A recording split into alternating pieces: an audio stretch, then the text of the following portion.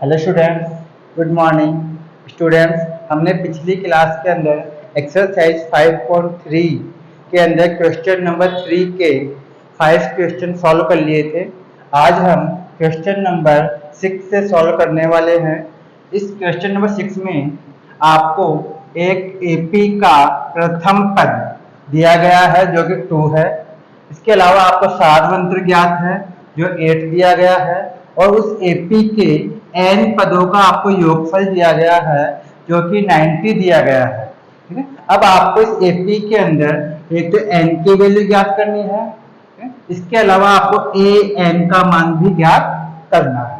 अब देखिए इसको हम कैसे सॉल्व करेंगे और कैसे इनकी वैल्यू ज्ञात करेंगे। ठीक है, अब देखिए a और जो d है, ठीक है, इन दोनों का कोई फार्मूला नहीं होता, ये किसी एक फार्मूले के पार्ट है।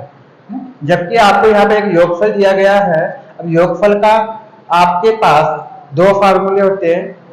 एक फार्मूला वो होता है जिसमें आपके सारवंत्र काम में आता है और दूसरा फार्मूला वो होता है जिसमें आपके अंतिम पद काम में आता है। अब क्वेश्चन के अनुसार आपको सारवंत्र दिया गया है और प्रथम पद भी दिया गया है, इसलिए हम योगफल का जो सारवंतर वाला फार्मूला है जिसमें डी काम में आता है उस फार्मूले को हम काम में लेंगे और उसी फार्मूले की सहायता से पहले तो हम n की वैल्यू ज्ञात करेंगे और उसके बाद हम a n का मान ज्ञात करेंगे।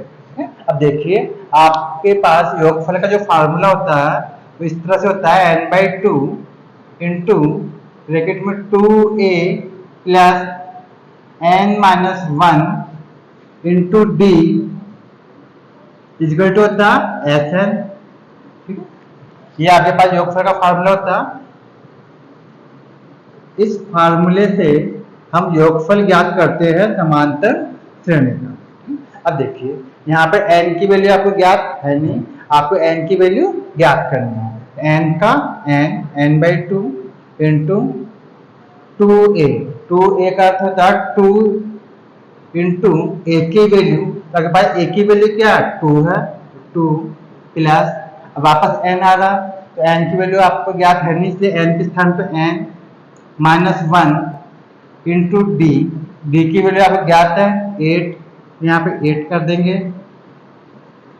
अब Sn योगफल आपको दिया गया 90। अब इसको हम सॉल्व कर लेते हैं।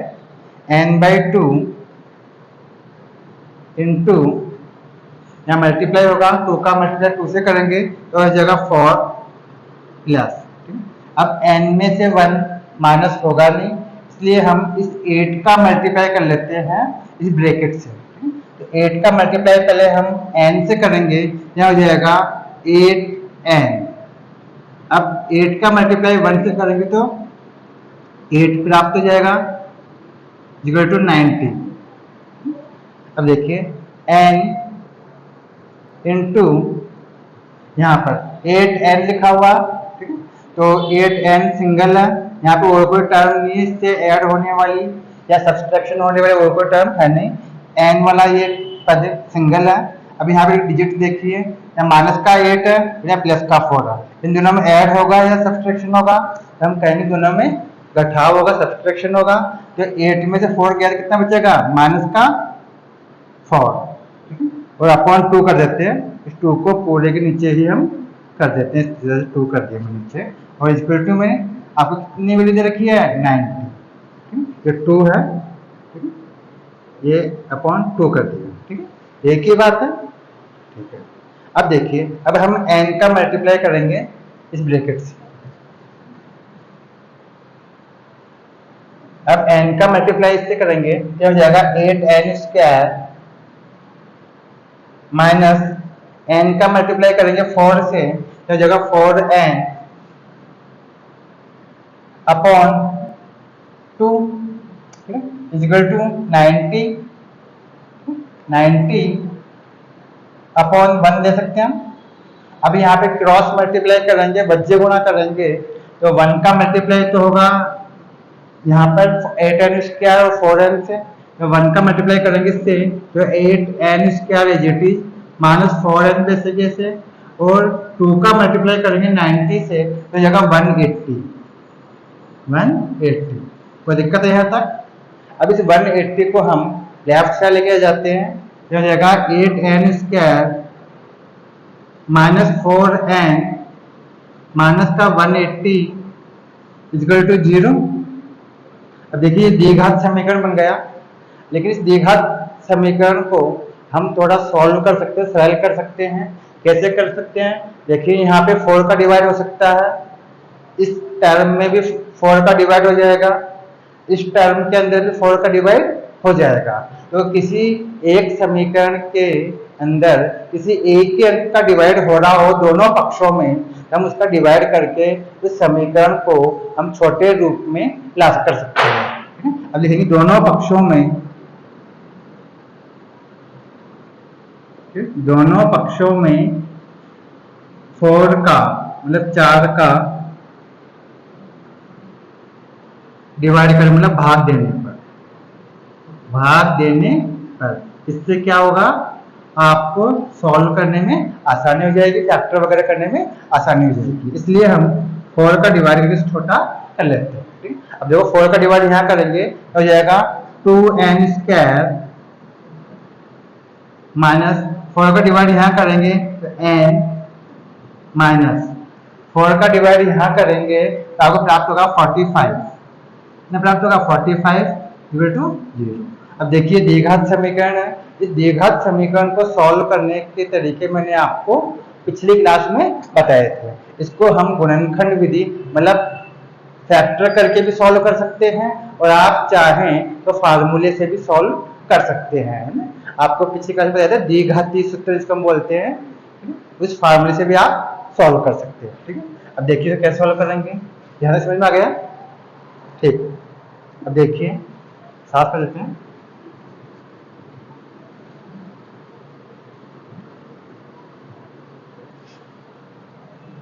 अब देखिए हम पहले a और c को मल्टीप्लाई करेंगे, अभी हम गुणनखंड विधि से इसको सॉल्व करेंगे इस द्विघात समीकरण को। ठीक है, तो 45 का मल्टीप्लाई करेंगे हम 2 से, कितना आएगा 90।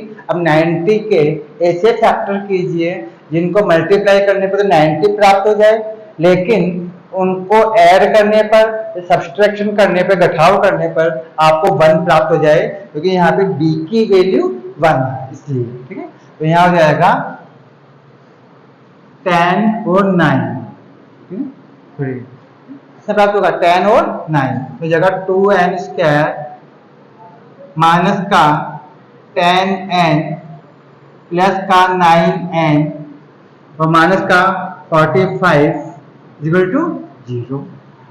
ये फैक्टर विधि से हम इसके फैक्टर कर रहे हैं, गुणनखंड कर रहे हैं इसके।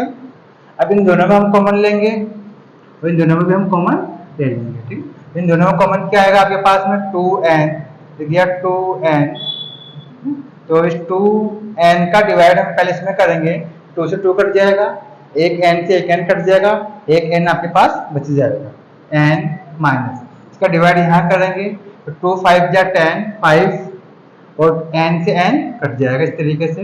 अब प्लस का प्लस, अगर आपके यहाँ समस्या आ रही हो तो आप पिछली क्लास में देख लीजिएगा द्विघात समीकरण को किस प्रकार से सॉल्व किया जाता है। यह आपके बुक के अंदर एक्सरसाइज नंबर 4 है, इसमें आपको बताया गया है। ठीक है, अब देखो इन दोनों में क्या कॉमन आएगा 9,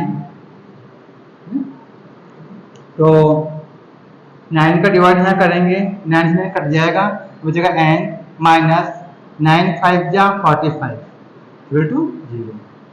अब वापस से हम लिखेंगे n माइनस 5 और यहाँ हो जाएगा 2n प्लस 9 इक्वल टू 0। अब एक बार तो 0 हम इसके बराबर लेंगे और एक बार 0 इसके बराबर लेंगे। मैं लिखा है यहाँ पर n माइनस 5 इक्वल टू 0, यहाँ जाएगा n इक्वल टू प्लस का 5, मतलब n का मान आपके प्लस 5 हो सकता है। ठीक है, अब एक बार इसके भी बराबर मान लेते हैं, लिखा 2n प्लस 9 इक्वल टू 0, तो जाएगा 2n इक्वल टू माइनस 9 को इधर लेके आएंगे राइट साइड में, तो माइनस का 9, तो n की वैल्यू क्या प्राप्त होगी, n इक्वल टू माइनस का 9 अपॉन 2। ठीक है, अब ये तो n की वैल्यू हम ले नहीं सकते, ठीक है, क्योंकि n का मान कभी भी ऋणात्मक नहीं हो सकता। ठीक है, लिखेंगे यहाँ पर जो कि संभव नहीं है। साफ कर दो इधर से। ठीक है, हमने इस द्विघात समीकरण के फैक्टर किए हैं।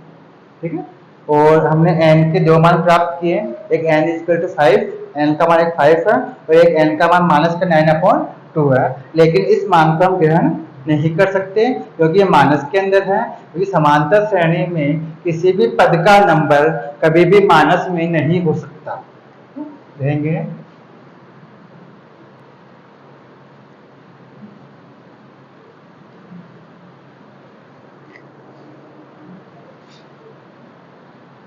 देंगे n इक्वल टू -9/2 संभव नहीं है, संभव नहीं है क्योंकि एपी या समांतर श्रेणी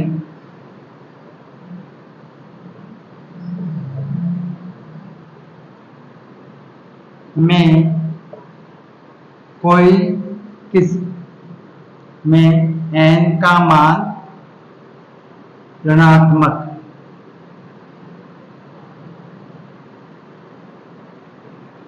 नहीं हो सकता। ठीक है,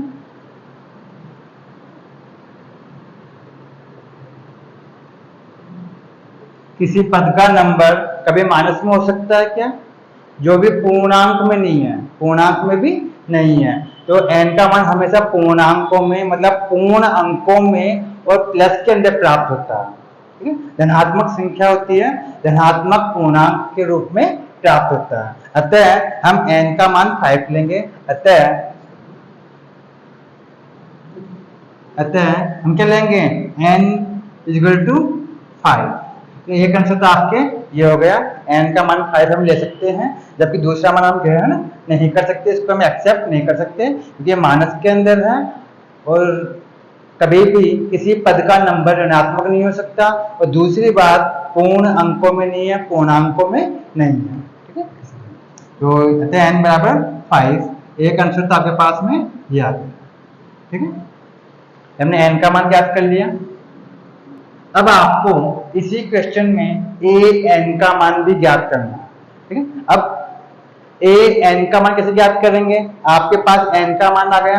ठीक है, अब हम a n का मान ज्ञात करने के लिए फार्मूला लगाएंगे a n वाला, लिखेंगे a n इक्वल टू क्या होता है, a प्लस ब्रैकेट में n-1 इंटू डी, यही होता। अब हम इस फार्मूले से a n का मान भी ज्ञात कर लेंगे। कोई दिक्कत है यहां तक? ठीक है, साफ कर दें। देखिए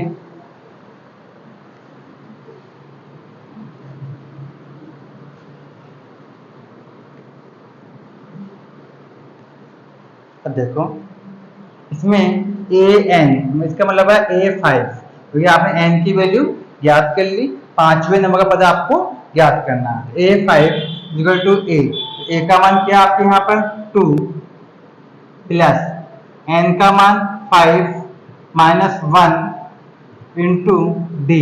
अब डी की वैल्यू क्या है आपके पास में 8, तो जगह a5 इक्वल टू 2 प्लस 5 में से 1 माइनस करेंगे तो 4 इंटू 8, तो गया a5 इक्वल टू 2 प्लस इसका मल्टीप्लाई करेंगे कितना जाएगा 32, और 32 में 2 ऐड करेंगे तो आगे पास आ जाएगा a5 इक्वल टू 34। ठीक है, तो इस तरह से हमने एक तो n की वैल्यू ज्ञात कर ली और एक a n का मान भी ज्ञात कर लिया। समझ गया, एक आंसर आपके ये हो गया। आपको दो आंसर ज्ञात करने थे, एक तो n का मान और एक a n का मान मतलब a5। ठीक है, कोई दिक्कत है इसमें? समझ में आ गया? ठीक है, अब हम आते हैं क्वेश्चन नंबर 7 पर। साफ कर देते हैं इसको। देखिए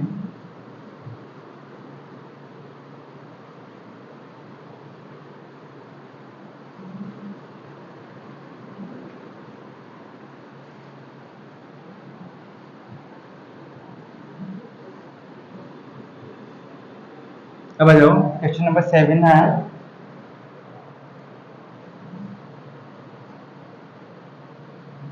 इसमें आपको एक तो ए का मान दिया गया, प्रथम पद दिया गया है, ए का मान आपको दिया गया है 8।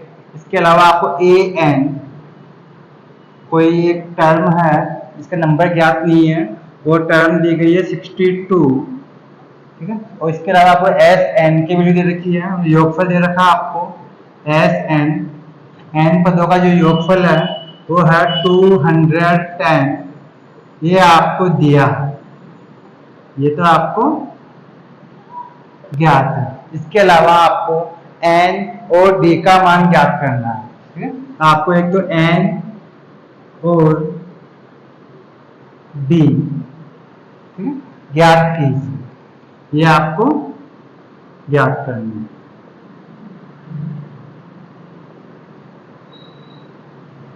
अब देखिए कैसे ज्ञात करेंगे।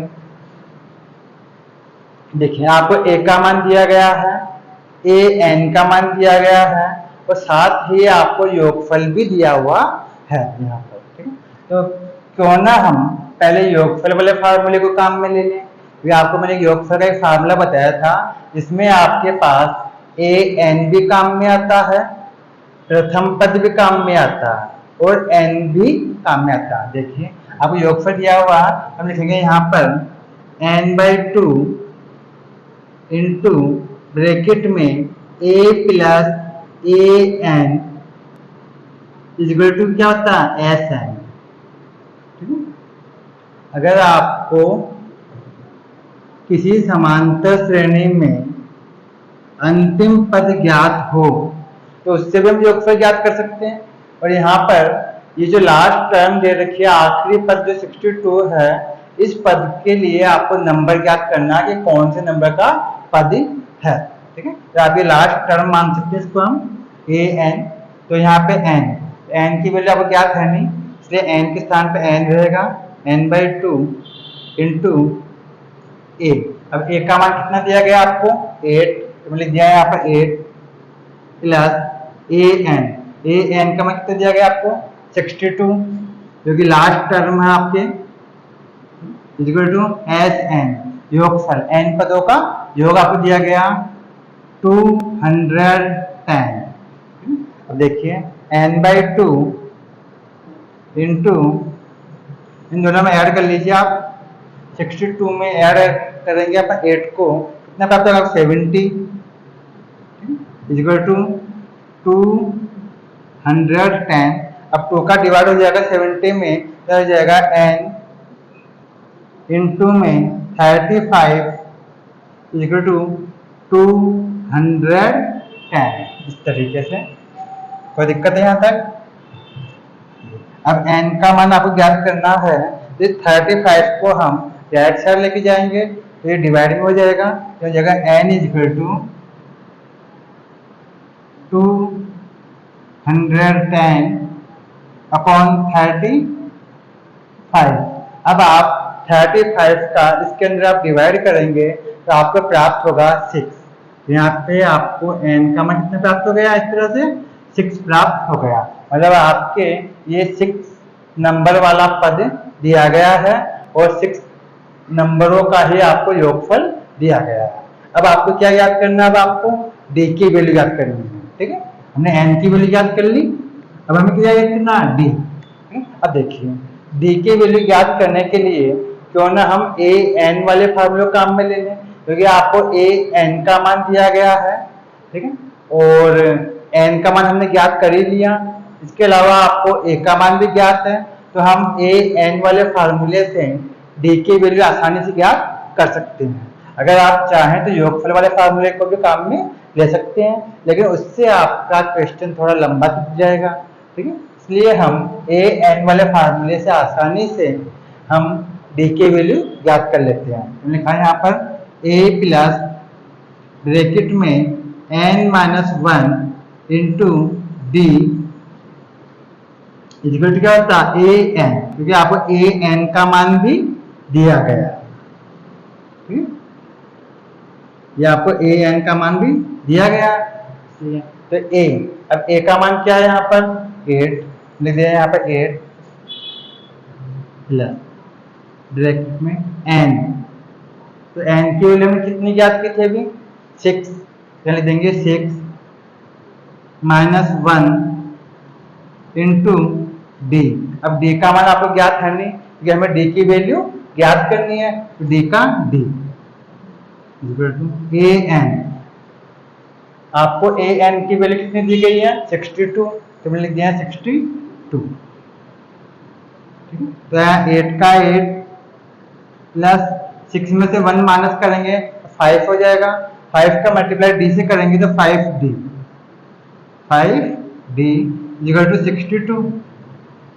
कोई दिक्कत है यहाँ तक? तो समझ में आ गया? साफ कर दे इसको। ठीक,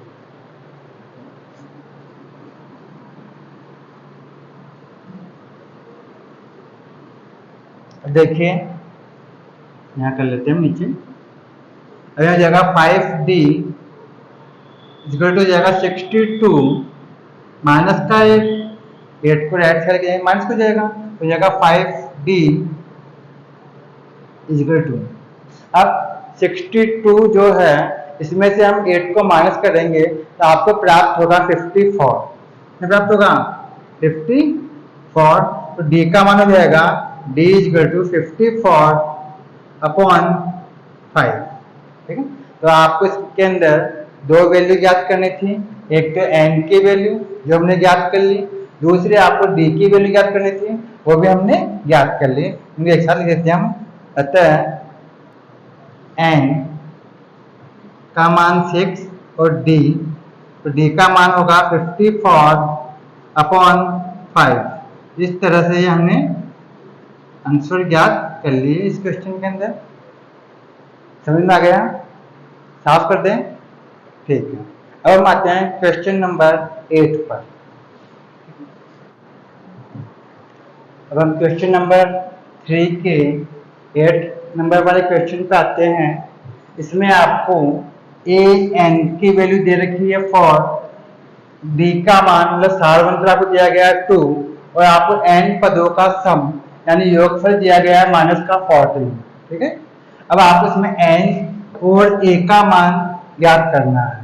ठीक है, अब देखिए चूंकि आपको ए एन का मान दिया गया है, तो ए एन का एक फार्मूला आपको पता होगा, वो क्या होता है ए प्लस ब्रैकेट में n माइनस 1 इंटू डी, जो क्या होता है ए एन।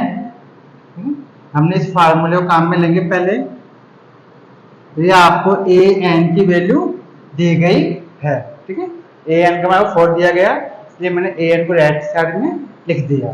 अब देखिए ए, तो ए का मान आपको ज्ञात है नहीं, इसलिए ए के स्थान पर ए प्लस एन। अब एन का मान भी आपको ज्ञात नहीं है, तो एन के स्थान पर भी एन माइनस 1 इंटू डी।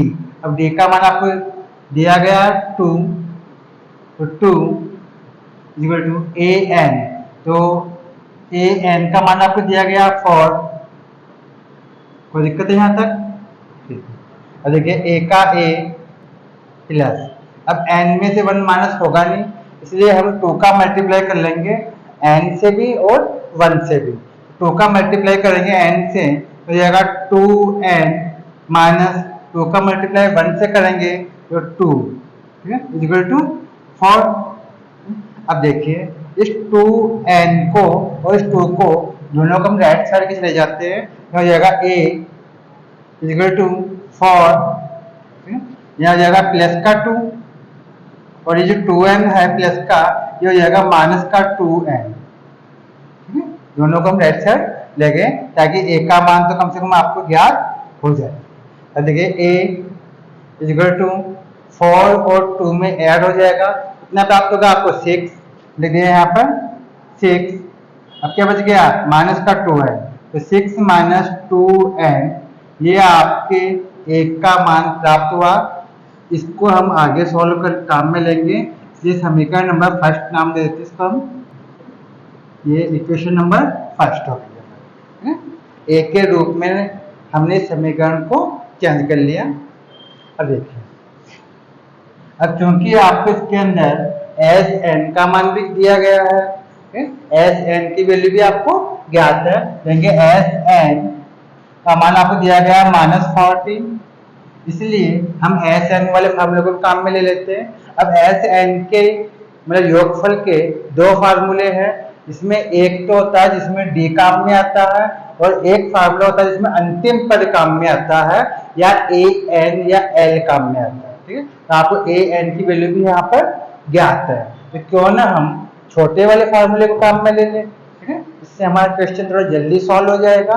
वैसे आप चाहें तो यहाँ पर डी वाले फार्मूले को भी काम में ले सकते हैं, लेकिन यहाँ पर आपको ए एन का मान भी ज्ञात है, इसलिए मैं ए एन वाले फार्मूले को काम में ले रहा हूँ। तो इसका फार्मूला क्या होता है, n/2 इंटू ब्रैकेट में a plus A N equal to क्या होता है एस एन।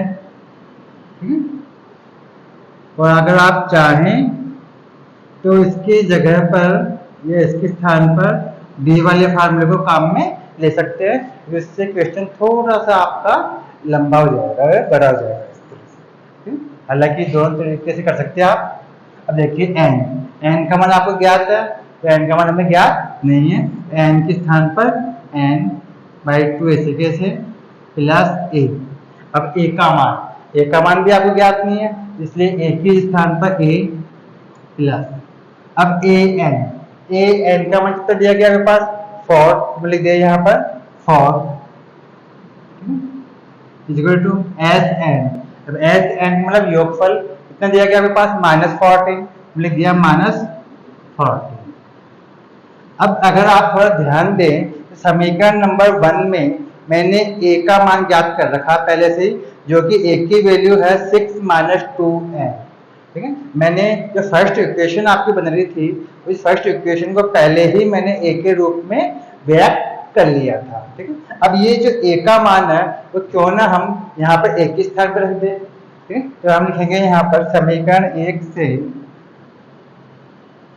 समीकरण 1 मतलब फर्स्ट से a इक्वल टू 6 - 2n।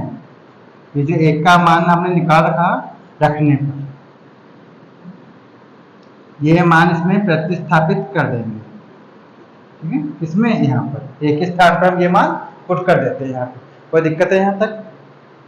समीकरण 1 में हमने ये ए का मान इस तरह से ज्ञात कर रखा था 6 - 2n, जो ए का मान हम यहाँ रख देंगे तो हमारा ये इक्वेशन जो समीकरण होगा तो आगे सॉल्व हो जाएगा। यहाँ तक कोई दिक्कत है। ठीक है, साफ कर दें। देखिए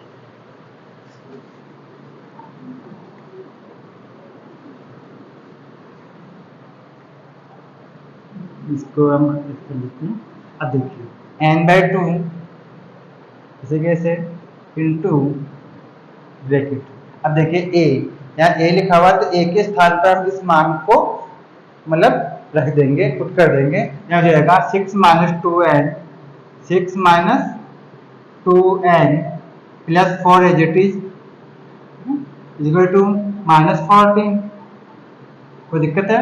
इस a के स्थान पर हमने ये वैल्यू पुट कर दी 6 - 2n।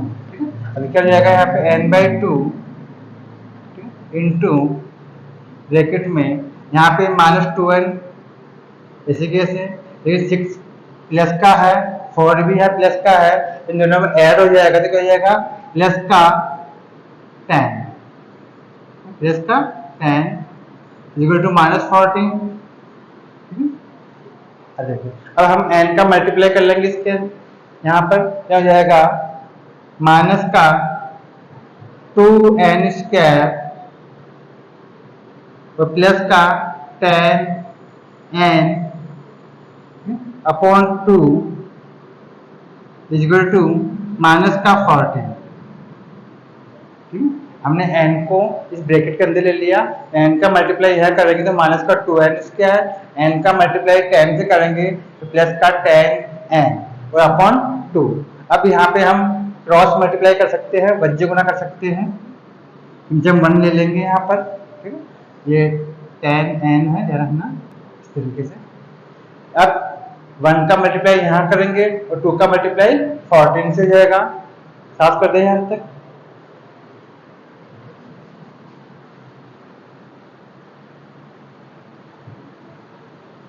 ये हो जाएगा माइनस का 2n² प्लस का 10n इक्वल टू माइनस का 28। 14 का मल्टीप्लाई आप 2 से करेंगे तो हो जाएगा 28। अब इसको भी हम पहले लेफ्ट साइड ले आते हैं। यहाँ हो जाएगा माइनस का 2n² प्लस का 10n और प्लस का 28 इक्वल टू 0। अब यहाँ भी दोनों पक्षों में हम 2 का डिवाइड कर सकते हैं, लेकिन हम यहाँ पे -2 का डिवाइड करेंगे दोनों पक्षों में, क्योंकि हमें इस प्रथम पद जो n² है इसका साइन, इसका जो चिन्ह है वो भी मुझे चेंज करना है। मैंने लिखा है दोनों पक्षों में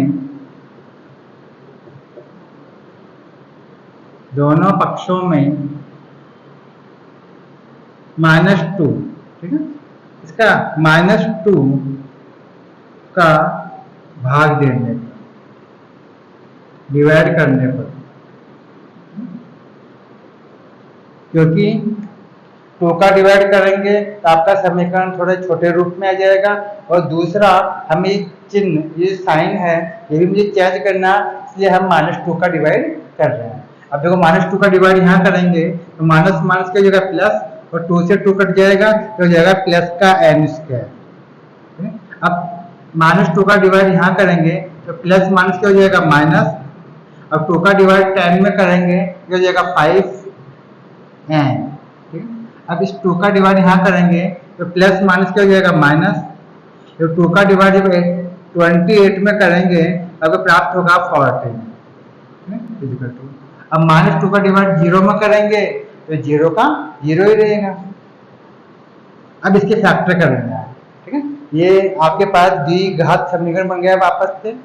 अब इस द्विघात समीकरण को हम सॉल्व करेंगे फैक्टर करके, ठीक है, तो यहाँ पे फैक्टर करके जैसे सॉल्व करेंगे तो जाएगा n² माइनस का 7n प्लस का 2n माइनस का 14 इक्वल टू 0। तो आप पहले a और c को मल्टीप्लाई करेंगे तो आपको 14 प्राप्त होगा।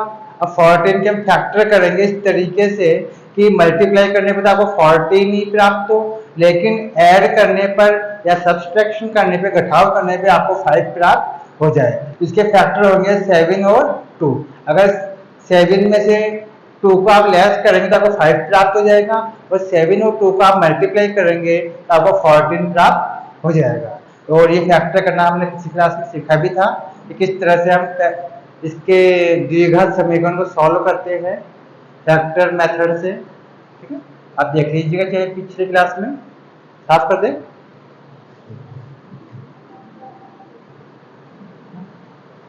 अब देखिए इन दोनों में हम कॉमन लेंगे और इन दोनों टर्म्स में भी हम कॉमन ले लेंगे। तो स्टार्ट में जो 2 टर्म्स हैं इसमें n कॉमन आएगा, ये हो जाएगा n-7 प्लस, इन दोनों में क्या कॉमन आएगा 2 कॉमन आ जाएगा, लिखा 2, यहाँ भी हो जाएगा n-7 इक्वल टू 0, हो जाएगा n-7 और यहाँ जाएगा n प्लस 2 इक्वल टू 0।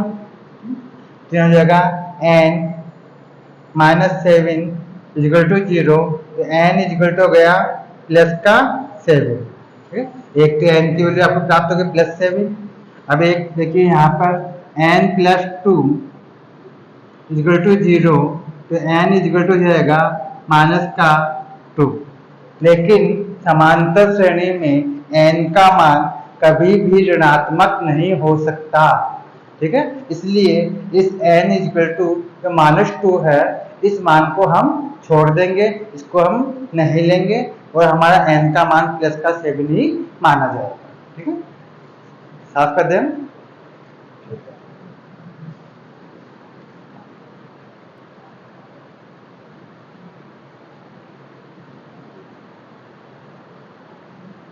अब देखिए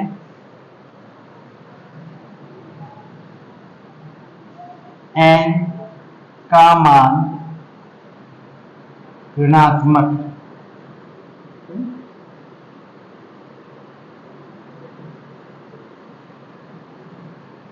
नहीं हो सकता।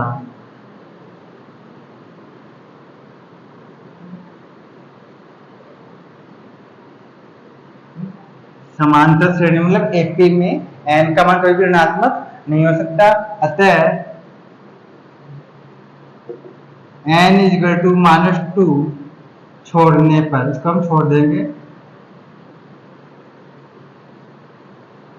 तथा इसलिए जो n का मान है वो आपके हो जाएगा प्लस का 7। इसलिए हमने n का मान ये ज्ञात कर लिया। ठीक है, अब आपको n का मान समीकरण नंबर फर्स्ट में रख करके हम a का मान भी ज्ञात कर लेंगे। तो ये आपको a का भी मान ज्ञात करना है। देखेंगे n इजक्वल टू 7 समीकरण नंबर फर्स्ट में रखने पर,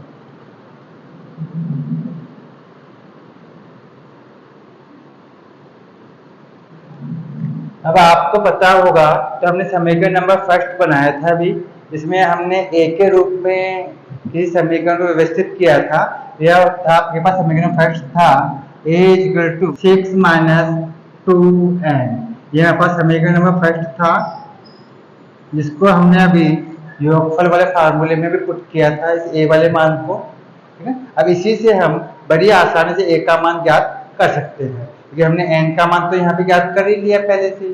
ठीक है, तो यह हो जाएगा a equal to 6 minus 2 into n की वैल्यू, n की वैल्यू हमने ज्ञात कर ली, कितनी है 7।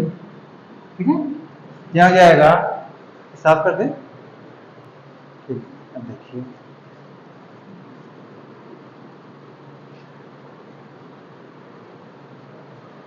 हो जाएगा a इक्वल टू 6 माइनस 14, यह जगह a इक्वल टू माइनस का 8, 14 में 6 माइनस करेंगे अब 8 प्राप्त हो जाएगा। माइनस की ऋणात्मक संख्या ज्यादा है, अधिक है, इसलिए माइनस का 8 प्राप्त होगा। ठीक है, तो आपको यहाँ पर n और a का मान ज्ञात करना था, हमने n की वैल्यू भी ज्ञात कर ली और a की वैल्यू भी ज्ञात कर ली। तो लेंगे अतः n इक्वल टू 7 और a इक्वल टू माइनस का 8। इस तरह से हमने दोनों मान प्राप्त कर लिए और ये आपका आंसर होगा। समझ आ गया? ठीक है, अब आते हैं हम क्वेश्चन नंबर 9 पर। ठीक है, देखिए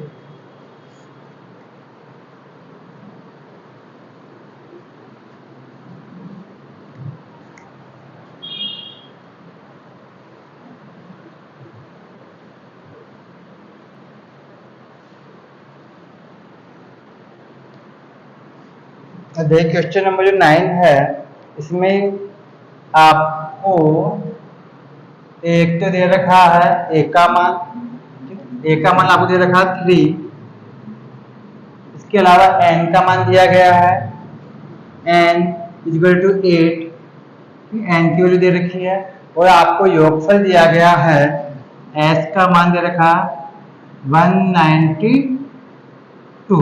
ठीक है, ये आपको दिया है, ये तो आपको ज्ञात है, दिया। अब आपको ज्ञात क्या करना है इसके अंदर, इसमें आपको d की वैल्यू ज्ञात करनी है। इसमें d मतलब सारवंत इसको हम बोलते हैं, ज्ञात कीजिए। आपको इसमें केवल एक ही मान ज्ञात करना है, d का मान। अब देखिए आपको प्रथम पद दिया गया है a, n का मान दिया गया है 8 और आपको योगफल दिया गया है 192। अब हम योगफल वाले फार्मूले काम में लेंगे, क्योंकि आपको योगफल दिया गया है। ठीक है, अब योगफल के दो फार्मूले होते हैं, एक तो d वाला और एक अंतिम पद वाला l वाला। ठीक है, तब कौन से फार्मूले काम में लेंगे, हम यहाँ पर d वाले फार्मूले काम में लेंगे, सार्वंतर वाले फार्मूले को काम में लेंगे, क्योंकि आपको d का मान ज्ञात करना है। ठीक है, यहाँ पर n/2 into 2a plus n-1 into d is equal to S है। ये फार्मूला हम काम में लेंगे यहाँ पर, क्योंकि आपको डी का मान ज्ञात करना है इसके अंदर। ठीक है, अब देखिए n, तो n का मान आपको दिया गया है 8, तो 8/2 इंटू ब्रैकेट में 2a, तो इसका मतलब गया 2 इंटू a का मान, तो a का मान कितना दिया गया आपके पास 3 प्लस n, तो n का मान कितना आपके पास 8, तो दिया आप 8 माइनस 1 इंटू में d। अब d का मान आपको ज्ञात करना, तो d के स्थान पे d का d हम लिख देंगे, तो d का d। अब Sn जो योगफल है, जो सम है, तो क्या दिया गया आपको 192, तो 192 हमने योगफल लिख दिया यहाँ पे। यहाँ तो कोई दिक्कत है? अब 8 के अंदर 2 का डिवाइड हो जाएगा, कितना आएगा 4। अब यहाँ पे 2 और 3 का मल्टीप्लाई हो रहा, हम मल्टीप्लाई कर लेंगे यहाँ पे, तो जगह 6 प्लस 8 में से 1 माइनस करेंगे, कितना होगा 7, 7 का मल्टीप्लाई डी से करेंगे, तो जगह 7d इक्वल टू 192। अब क्यों ना इस 4 को हम राइट साइड लेके आ जाए, तो यह डिवाइड के रूप में हो जाएगा, तो जगह 6 plus 7d equal to 192 upon 4। तो 4 को यहाँ पे मल्टीप्लाई में था, किस में हो गया, डिवाइड के रूप में हो गया। तो यहाँ कर लेते हैं हम, तो जगह 6 प्लस 7d इक्वल टू, अब 4 को डिवाइड करेंगे, तो 4 4 जा 16, ठीक है, और एक तरफ जगह 3 और यहाँ जगह 8, 48। अब 6 को हम राइट साइड लेके जाएंगे, तो जगह 7d इक्वल टू 48 माइनस का 6, तो जगह 7d इक्वल टू 42, 48 में से 6 माइनस करेंगे 42। अब आपको d की वैल्यू ज्ञात करनी है, इसलिए हम 7 को भी हटाएंगे यहाँ से, तो जगह d इक्वल टू 42 अपॉन 7, तो d का मान आपको प्राप्त हो गया 6। तो इस तरह से हमने d का मान ज्ञात कर लिया। इस क्वेश्चन के अंदर आपको केवल d का मान ही ज्ञात करना है। समझ में आ गया? ठीक है, साफ कर दें। ठीक है, अब देखिए क्वेश्चन नंबर 10।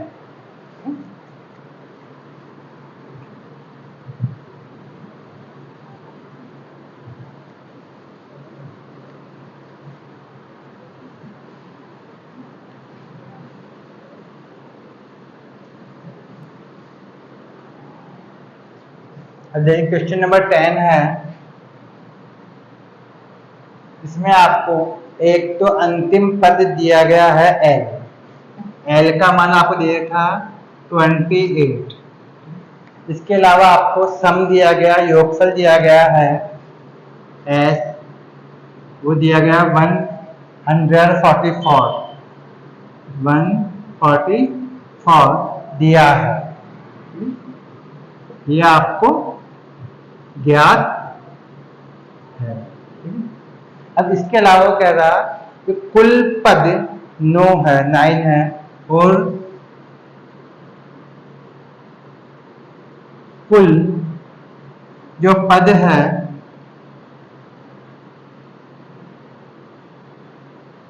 तो क्या है 9 है।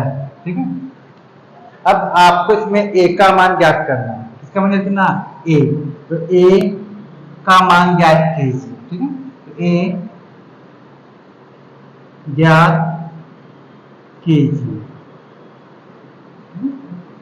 अब देखिए यहाँ पे आपको अंतिम पद दिया गया 28, योगफल दिया गया 144 और पदों की संख्या दे रखी है आपको 9, कुल 9 टर्म्स है।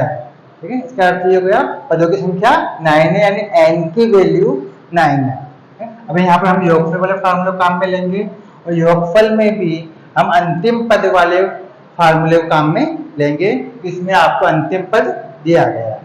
लिखेंगे यहाँ पे n/2 into a plus l equal to Sn।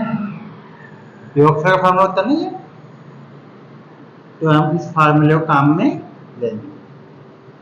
ठीक है, अब देखिए n, तो n का मान क्या है यहाँ पे 9, क्योंकि आपको कुल पदों की जो संख्या दे रखी है कितनी रखी है 9 दे रखी है। ठीक है, ये n की वैल्यू है, तो लिखेंगे 9/2 इंटू।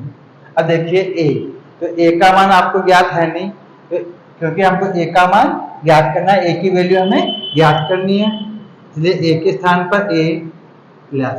अब l का मतलब होता है अंतिम पद या लास्ट टर्म। लास्ट टर्म आपको देखिए 28 इक्वल टू, अब Sn मतलब योगफल, योगफल कितने दिया गया आपको 144। ठीक है, अब देखिए, अब 9 के अंदर 2 का डिवाइड होगा नहीं, तो क्यों ना हम इस 9/2 को, 9/2 है, इसको राइट साइड में लेके आ जाए, तो ये हो जाएगा a प्लस 28 और यहाँ जगह 144 इंटू में जो 9 मल्टीप्लाई में है वो डिवाइड में हो जाएगा, और जो डिवाइड में है 2 वो मल्टीप्लाई में हो जाएगा, तो जाएगा 2/9। ठीक है, कोई दिक्कत है यहाँ तक, समझ में आ गया? ठीक है, अभी लिखेंगे यहाँ पर a प्लस, यहाँ कर लेते हैं, यह कर लेते हैं, ये जगह a प्लस 28 इक्वल टू, अब 9 का हम डिवाइड करेंगे, इसके अंदर हो जाएगा 9 बन जा 9 वन टाइम, यहाँ हो जाएगा 5 और यहाँ जाएगा 16। ठीक है, 16 का मल्टीप्लाई 2 से करेंगे तो जाएगा 32, हो गया 32, तो दिक्कत है। अब 28 को हम राइट साइड लेके जाएंगे तो हो जाएगा a इक्वल टू 32 माइनस का 28, तो हो गया a इक्वल टू 4। मतलब प्रथम पद कितना प्राप्त होगा आपको 4 प्राप्त होगा, मतलब a का मान 4 प्राप्त हो गया, और इसी को आपको ज्ञात करना था, ये आपको प्रथम पद ही ज्ञात करने के लिए दिया गया था, हमें कहा गया था। ठीक है स्टूडेंट, मैं समझता हूँ शायद आपको समझ में आ गया होगा। नेक्स्ट क्लास में फिर मिलेंगे नेक्स्ट क्वेश्चन के साथ। ठीक है, थैंक यू।